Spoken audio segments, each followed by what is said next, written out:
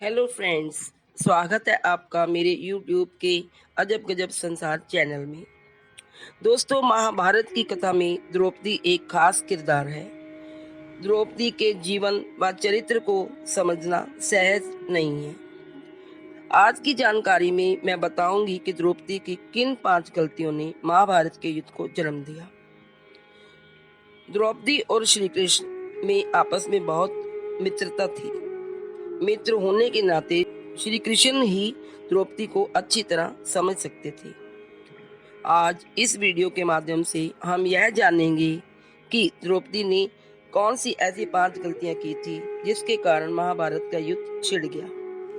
यदि द्रौपदी ने यह 5 गलतियां ना की होती तो शायद महाभारत का युद्ध ना होता और आज इतिहास कुछ और ही होता।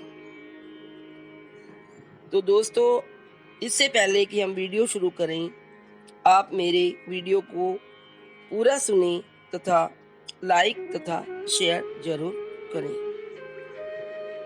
तो दोस्तों, चलिए अपने विषय की ओर। द्रौपदी की पहली गलती थी कर्ण का स्वयंवर में बहुत अपमान करना।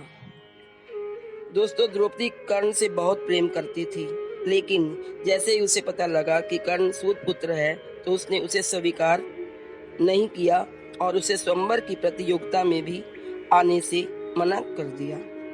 इसके अलावा उसने कर्ण को बुरी तरह अपमानित कर दिया। यदि ऐसा न किया होता तो परिणाम आज कुछ और ही होता। दोस्तों, दूसरी गलती द्रौपदी ने यह की कि उसने 5 पांडवों की पत्नी बनना स्वीकार कर लिया।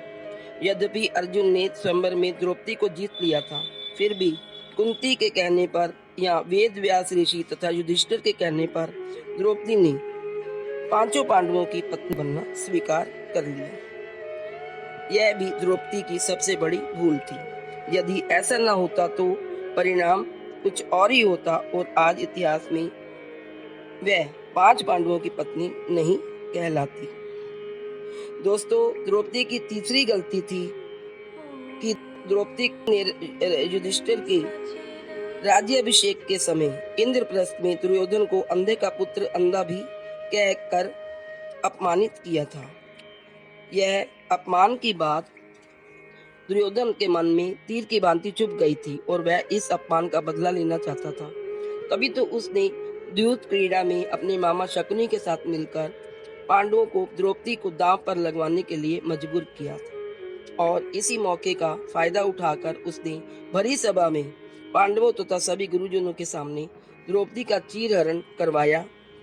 यदि द्रौपदी ने दुर्योधन को अंधा ना कहा होता तो भरी सभा में द्रौपदी का अपमान ना हुआ होता और आज महाभारत का युद्ध भी ना होता। दोस्तों, चौथी गलती थी जब चीरहरण के बाद द्रौपदी ने पांडवों से कहा कि धिक्कार है तुम सब 5 भाइयों पर, यदि तुम मेरे अपमान का बदला दुर्योधन व दुशासन से नहीं लेते।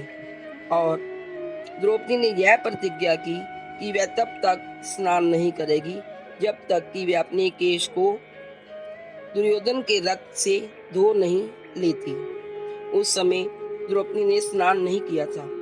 ऐसे समय में भीम ने प्रण किया कि वह अपनी गदा से दुर्योधन की जांघ तोड़ देगा और दुशासन की छाती चीरकर उसका रक्त पिएगा। चीरहरण के दौरान कर्ण ने भी द्रौपदी को यह कहकर अपमानित किया कि जो स्त्री 5 पुरुषों के साथ रहती हो उसका क्या सम्मान। तो यह बात भी द्रौपदी को बहुत परेशान कर रही थी और द्रौपदी इसी बात का बदला लेने के लिए अर्जुन को कर्ण से युद्ध करने के लिए उकसाती रहती थी। दोस्तों, 5वीं गलती जो द्रौपदी ने की थी वह थी जयद्रथ का अपमान। जब पांडव जुए में अपना सब कुछ हार गए थे और वह वनवास जा रहे थे तो दुर्योधन के जीजा जयद्रथ ने द्रौपदी पर बुरी नजर डाली और उसने द्रौपदी के साथ जबरदस्ती की और उसे रथ पर बिठाकर अपने साथ ले गया। लेकिन उसी समय तुरंत पांडव आ गए और उन्होंने द्रौपदी को उससे बचा लिया और वे जयद्रथ का वध करने ही वाले थे कि द्रौपदी ने उन्हें रोक दिया और यही द्रौपदी की सबसे बड़ी सबसे भयंकर गलती थी। द्रौपदी ने जयद्रथ का सिर मुंडवाकर उसे 5 चोटियां रखने की सजा दी थी और सारी प्रजा के बीच उसका घोर अपमान किया था। जयद्रथ अपने अपमान की बात से तिलमिला गया था और हर समय अपने अपमान का बदला लेने का मौका ढूंढने लगा था और इस अपमान का बदला उसने चक्रव्यूह में अर्जुन के पुत्र अभिमन्यु को मृत्यु घाट उतार कर ले लिया। तो दोस्तों, यह थी द्रौपदी की 5 गलतियां जिसके कारण महाभारत का युद्ध छिड़ गया।